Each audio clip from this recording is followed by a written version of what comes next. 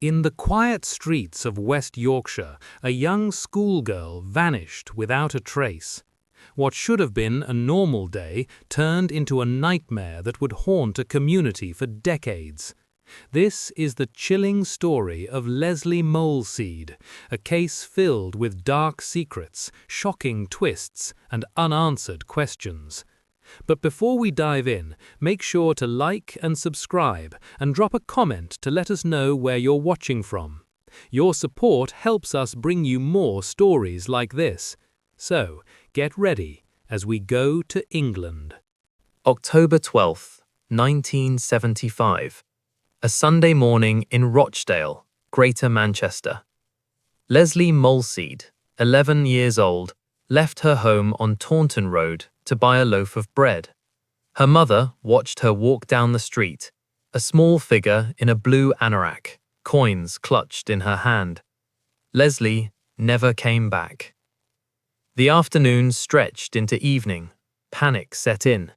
By nightfall, police were searching the streets of Turf Hill Estate, knocking on doors, questioning neighbours.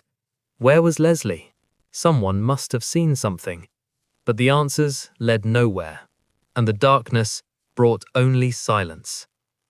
3 days later, a farmer walked his land on the moors above Rochdale. The ground rose steep and wild there, miles from the neat rows of houses where Lesley had vanished. He found her body on the hillside, hidden among the grass and stone. She had been stabbed multiple times. Her small body had been left in that lonely place, exposed to wind and rain. The community reeled. An 11-year-old child killed on her way to buy bread. The horror of it settled over Rochdale like fog. Parents kept their children close. Fear became a constant presence in the streets and shops and schoolyards. Police faced enormous pressure to find whoever had done this. The investigation consumed resources, manpower, every available officer. They needed answers. They needed someone. Detectives worked the case hard. They interviewed thousands of people.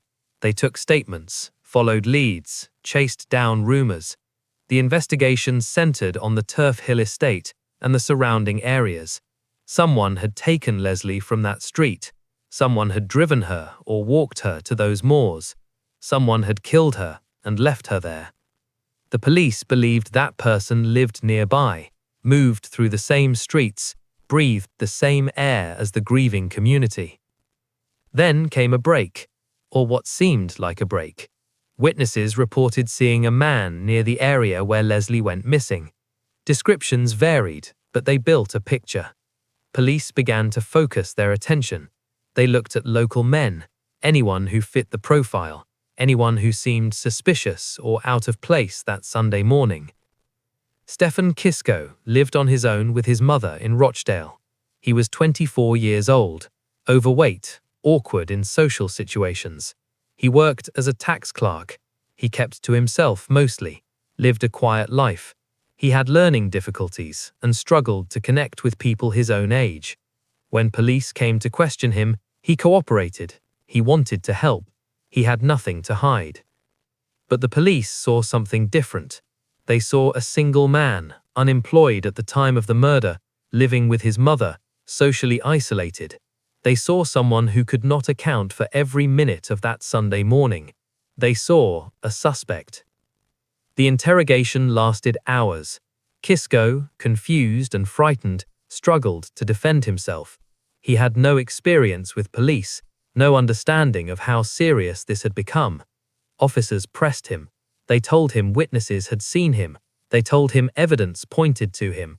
They told him it would be better if he just admitted what he had done. The pressure mounted. Kisco, exhausted and desperate to make it stop, signed a confession. He said he had killed Lesley Moleseed. He retracted it almost immediately. He said he had been forced, that he had only signed it to end the interrogation. But the damage was done. The confession existed. The police had their man. The trial began in July 1976 at Leeds Crown Court. The prosecution built their case on the confession and witness testimony. 3 teenage girls claimed they had been approached by Kisco near the murder scene and that he had exposed himself to them. This evidence painted Kisco as a sexual predator, someone capable of the crime. The jury heard the confession.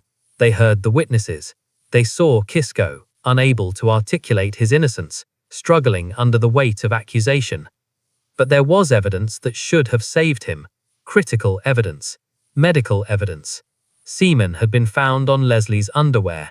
The killer had left biological evidence at the scene. Stephen Kisco had a rare medical condition. He could not produce sperm. It was physically impossible for him to be the source of that semen. His defense team knew this. A simple test could prove his innocence beyond any doubt. That evidence was never presented to the jury. The defense failed to use it. The prosecution never disclosed certain details. The semen evidence was pushed aside, ignored, buried in the machinery of a trial rushing toward conviction. Nobody stopped. Nobody questioned. Nobody looked closely enough at the one piece of evidence that told the truth. The jury found Stephen Kisco guilty of murder. The judge sentenced him to life in prison. He was 25 years old. An innocent man walked into a cell, and the door closed behind him. 16 years passed. 16 years in prison for a crime he did not commit. Kisco maintained his innocence, but nobody listened. His mother, Charlotte, never stopped fighting. She knew her son. She knew he could not have done this. She wrote letters, hired solicitors, demanded reviews of the case. She refused to let it rest. Then, slowly, painfully, doubts began to surface. The confession looked weaker under examination. The witness testimony started to crumble. Those teenage girls who claimed Kisco had exposed himself later admitted they had made it up. They had lied. The evidence that had never made it to the jury. The evidence that proved Kisco could not have been the killer.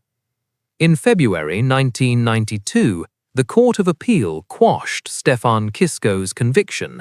He walked out of prison after 16 years. But freedom came too late. Prison had destroyed him. His health had deteriorated. His mind had broken under the weight of wrongful imprisonment. 18 months after his release, Stefan Kisco died. He was 41 years old. His mother, Charlotte, died 16 months later, heartbroken and exhausted from the fight. But Lesley Moleseed's killer was still out there. The case remained open. Police knew they had convicted the wrong man, which meant the real murderer had walked free for decades. The investigation reopened. Detectives went back to the beginning, reviewed every piece of evidence, every statement, every lead that had been ignored or dismissed. Technology had advanced. DNA testing had become a powerful tool in criminal investigations. The semen found on Lesley's clothing in 1975 could now be analyzed in ways that were impossible back then. Scientists extracted a DNA profile from the evidence. They had the killer's genetic fingerprint. Now they needed a match. Police began taking DNA samples from men in the Rochdale area. Voluntary samples at first, then more targeted collection. They worked through lists of potential suspects. Anyone who had been interviewed in the original investigation, anyone who fit the profile, anyone who had lived in the area in 1975. In 2005, 30 years after Lesley's murder, police obtained a DNA sample from Ronald Castree. He was a 54-year-old man living in Shaw, just outside Rochdale. He had been questioned briefly during the original investigation, but never seriously considered as a suspect. His DNA went into the system for comparison. It matched perfectly. Ronald Castree was the man who had killed Lesley Moleseed. Police arrested him in November 2005. He denied everything.